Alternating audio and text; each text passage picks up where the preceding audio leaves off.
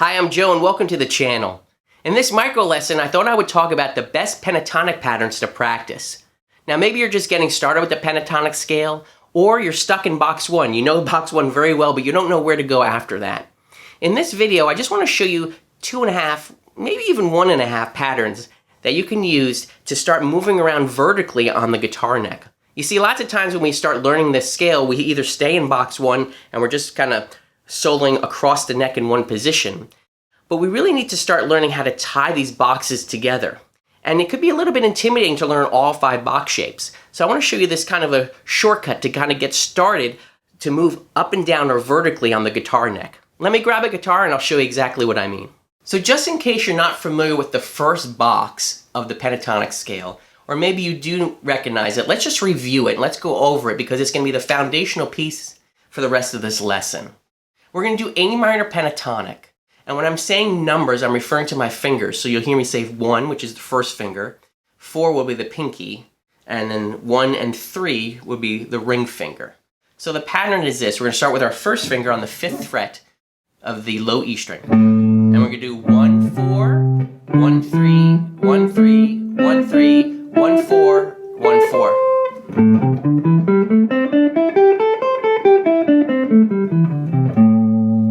So that's the whole scale, and you can see why everyone loves this pattern, right? It's so easy to memorize. Your first finger just stays across this plane on the 5th fret, while your other fingers fill in the rest of the notes. But that's also a little bit the danger of this pattern. We don't take time sometimes to learn what we're actually playing here. So let's just take a quick look at the notes that we're playing, and then also the scale degrees that we're playing. So we're playing A, C, D, E, and G.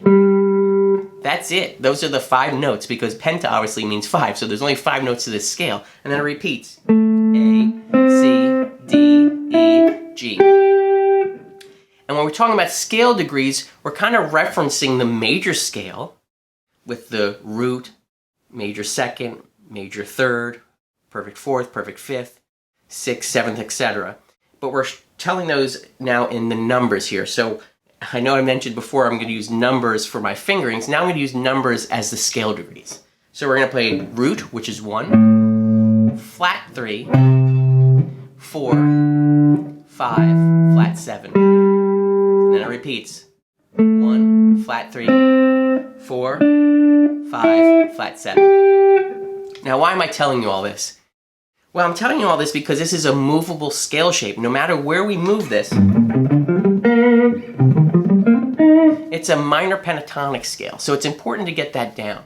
All right, so let's say you already have this pattern down. You're well on your way. You're making some great licks in here, and you're having a good time. Where would you go next? Well, you might be inclined to start memorizing all the 5 other patterns. But by doing that, I really feel like you're taking on a little bit too much, because sometimes it takes our brains a couple of times to get through something to memorize it. And the key really for using these scales is to actually move up and down the neck more in a vertical fashion at times, so you can seamlessly go in between the patterns. So lots of times, again, we kind of get stuck in these boxes because we know a pattern in one area and we stay there, and we really don't know how to smoothly get into the other ones. So let's start by breaking out of the first box by entering very gently into the second box, but not the full complete box. So what do I mean by that? Well, let's go ahead and do that first pattern again. 1, 4, 1, 3, 1, 3, 1, 3. Now when we get here on the G, let's go ahead and slide up a whole step, which again would be another fret in between these 2 notes. So this now looks like this. And let's use our first finger to grab the G. That's right behind this note here on the B string. And then we'll do our A, C, and D. So we have really a nice little other box right here on these 2 strings, the B and the E string. So 1, 3, 1, 3. Very familiar, right? When we're used to...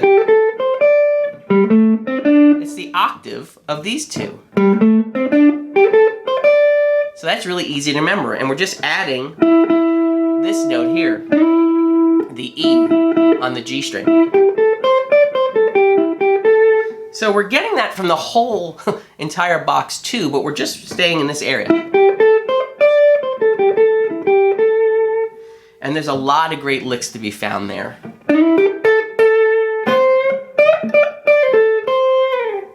That maybe wasn't one of them, but you get the idea. But what's nice here is, now that you know this, let's start incorporating sliding in between some of these. So we're going to stay in box 1 a little bit. Now let's go to box 2, that little half box. Back to box 1. Back to box 2.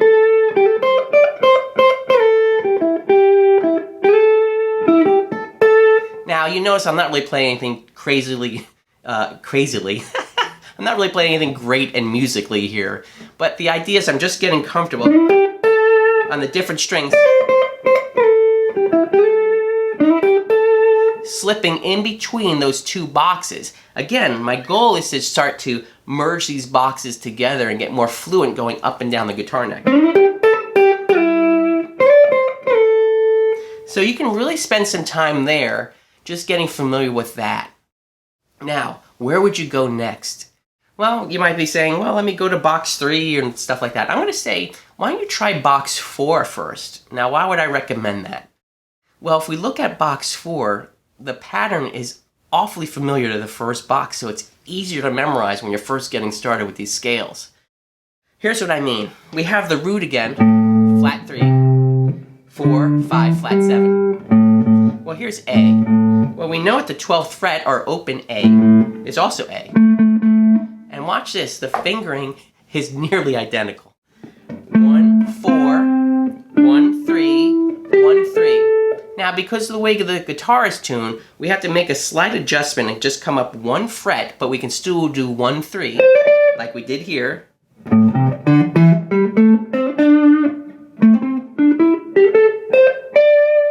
To get that. And now we go back to 1, 4. And because this E string is the same as this E string, but it's just obviously an octave lower, I mean 2 octaves lower, we have that same pattern. So on the E string, we're always going to have 1, 4, 1, 4. So this whole box is so easy to memorize because you have 1, 4, 1, 4, 1, 3, 1, 3. Remember, little shift up, 1, 3, 1, 4. But again, if you start from thinking about from the root, it looks basically like this.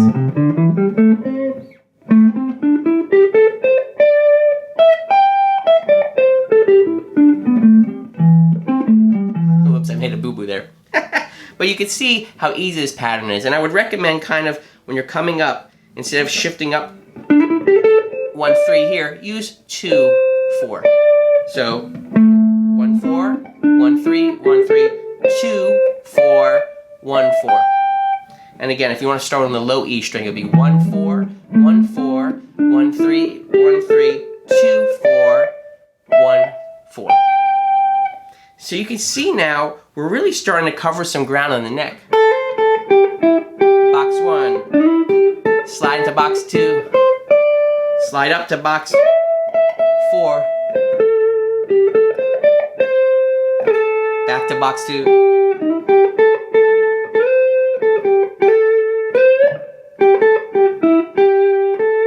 So really spend some time now going in between boxes 1 to a little bit of box 2 and then up to box 4. And I really think you're going to find a lot of musicality, a lot of great licks can be found in these places here. And again, you're starting to now branch and starting to branch out and solo vertically more on the neck. So that's where I would recommend kind of getting started to practice your pentatonic scales. Well, that's another micro lesson down.